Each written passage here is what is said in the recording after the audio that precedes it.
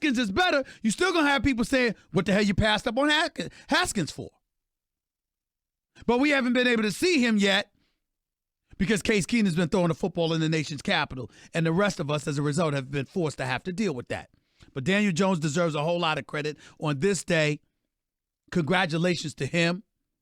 He was special yesterday. I think he's shown tremendous promise. I love the fact that he's in there instead of Eli. I had no problem with Shermer going with the change this early because guess what? Eli, it wasn't his fault that they were losing games. He just wasn't somebody that was going to enable you to win games. If Eli Manning was the quarterback yesterday, the Giants are not coming back from a 28-10 deficit. That's just the truth. That's just the truth. Daniel Jones breathed new life into the Giants' offense. As a result, their defense showed up and I thought played quite well in the second half. And they had a lot of energy. They were going after it. And I give them a lot of credit where credit is due. In the end, though, Daniel Jones stole the show. Congratulations to him.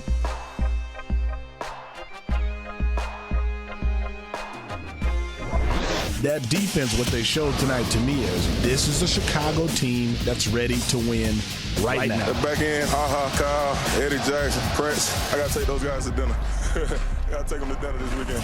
I am concerned about Mitch Trubisky. An offense that does at times struggle to get a lot going. He was a bus-driving quarterback tonight. He drove the bus very well, got it to where he needed to go most of the time. They came away with a nice win. The Smith Show on ESPN Radio is presented by Progressive Insurance. Guests on the Stephen A. Smith Show appear via the Shell Pennzoil Performance Line.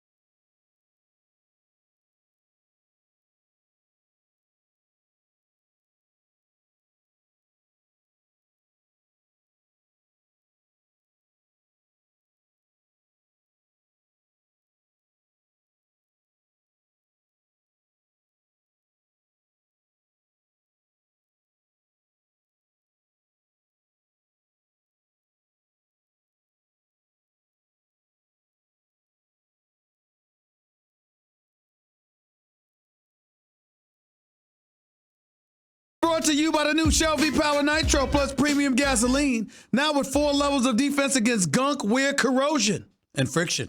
888-SAY-ESPN. It's 888-729-3776. Thanks to the great one, the one and only Paul Feinbaum, for coming on the show and blessing us with his presence for the last 20 minutes or so. Let's get back to the phones at 888-SAY-ESPN. Let's go to Sean. You're live with Stephen A. What's up, Sean? Good afternoon. How are you? Not bad. How you doing, Stephen A? I'm all right, man. Go ahead. Stephen, my question is, with the struggles that the Cleveland Browns are having, what do you feel that it's saying about Hugh Jackson, and maybe they shouldn't have gotten rid of him so fast? Hell no. You can't go there. I like Hugh Jackson as a person. I'm fond of him, but he was 1-31 in 2 years as a head coach, and then didn't start off great as well. A tie was a reason for victory, for crying out loud. I want to hear that. There's no argument that could be made for Hugh Jackson in terms of his record. And I respect the man, I truly do, but there is no argument that could be made for him, especially when you had Baker Mayfield and you still elected to hold him out in favor of Tyrod Taylor and all of that stuff. Baker Mayfield clearly does not like Hugh Jackson as well. You can't make any argument for Hugh Jackson. I'm sorry. All right. All right. Have a nice day. Let's go to Sean. You're live with Stephen A. What's up, Sean? Hey, Stephen A. How you doing? How are you? I'm all right. So I wanted to talk to you about the Colts and mainly Jacoby Brissett and the job that those boys are doing out there in Indy. Mm-hmm. You know, he started out 16 for 16 on the day, ended up, I believe it was 28 for 37, 300 yards, 2 touchdowns, 0. Time out. Don't ever call me up on this show giving up stats from a previous game from a day ago. You think we don't know the damn stats? Don't waste your energy with that nonsense. Come on now. Go ahead. That's my fault. But I think, coming up, they got the Oakland Raiders and the Chiefs. And if they can just keep managing their Well, first of all, they'll probably beat Oakland. That's in Indy. They're already 2-1. They'll probably beat Oakland, which means they'll be 3-1. before going to Kansas City, a game they'll probably lose, by the way. But this kid, Jacoby Brissett, has complete 71% of his passes. He's got 7 touchdowns, just 1 interception on the season. He's playing fantastic. Just managing. He's just doing, not doing too much. Not. He's doing enough. He's doing enough. He's got 646 yards passing in the first 3 games. That's not shabby. It's not great. I got it. He's doing just enough. QBR's only at 63, but I got to give credit where credit is due. You got a lot of guys raving about this guy and how they weren't going to fall off the cliff just because Andrew Luck retired. I got to admit, I'm impressed. Marlon Mack's averaging nearly 5 yards a carry. You still got T.Y. Hilton doing his thing.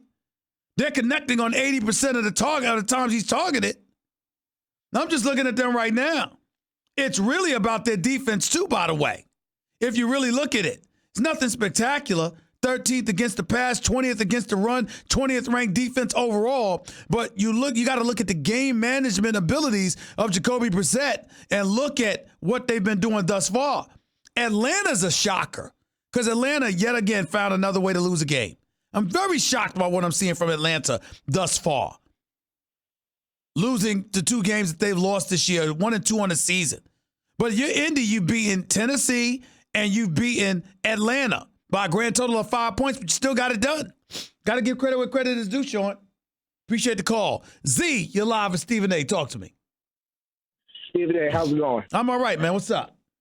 First and foremost, man, I want to congratulate you on being, I should call you Ambassador Smith. Now I'm seeing you an ambassador of the HBCUs. Congratulations on that. Congratulations on your scholarship at WFSU. My sister was a 2007 alum there, so bad love to you, man. Enough respect to you on that. Congratulations on that. We thank you for all that you're doing for the HBCUs. Thank you, man. Go ahead. Second thing is the Cowboys. I mean, I know you're a hater and everything, but I'm a Cowboys fan. But I'm gonna say this: I don't. It's not the Cowboys. It's the fans. I can't stand y'all. I despise Cowboy fans. It's not the team. It's the fans. It's the fact that I'll have to listen to y'all if they win. That is what sickens me. I'm a realistic fan. I know you might not have many realistic Cowboys fans, but I'm one of them. First and foremost, I think we're looking good. 3-0. We should be 3-0. I know it's trap. I think the last 2 games were trap games, but we pulled them out. We did good. The next 3 weeks are going to be a test for us. We got the Saints next week. Then we got the Jets. Stop right there. The next 3 or 4 weeks will be a test for you, not the 3rd week. Going to the New York Jets, please. Talk about walking in the park. I mean, please. You've got New Orleans on the road and then Green Bay. And then after the Jets, you got Philly. Okay. So 3 of your next 4 games will tell a story. I expect you to be 6-1 after going into week 7. Well, I appreciate that, Stephen A. I wanted to get your thoughts.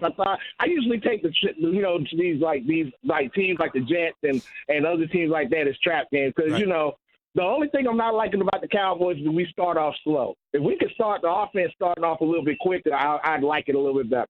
You're not winning. You're not beating both New Orleans and Green Bay.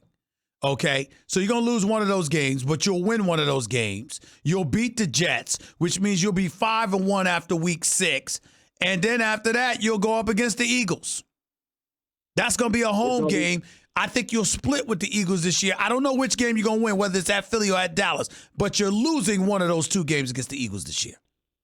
I can agree with that. Again, brother, thanks again. Congratulations on everything. Much success and blessings. Thanks a lot, man. One Appreciate love. it. Thanks a lot, man. Thank you so much. Fred, you're live with Stephen A. Talk to me, Fred.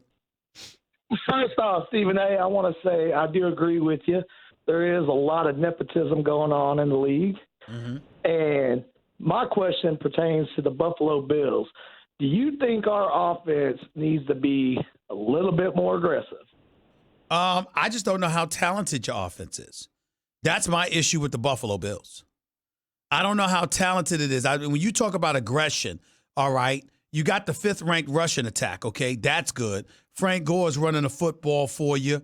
Along with Josh Allen, he's scrambling out of the pocket and doing some things. And this kid, Devin Singletary, in a couple of games he's played, has done something. But the bottom line is that when you look at you guys, I mean, you got a guy like John Brown who could be electric, and he's your leading receiver thus far, him and Cole Beasley, who's been playing well for you thus far in the slot. Dallas was bragging about upgrading from Randall Cobb to him. But Cole Beasley has been producing for you guys. In the end, what it really comes down to is your defense. You got the 5th-ranked defense, 5th in yards allowed, and 5th in yards allowed as well. Great against the rush and the pass. Your defense is no joke.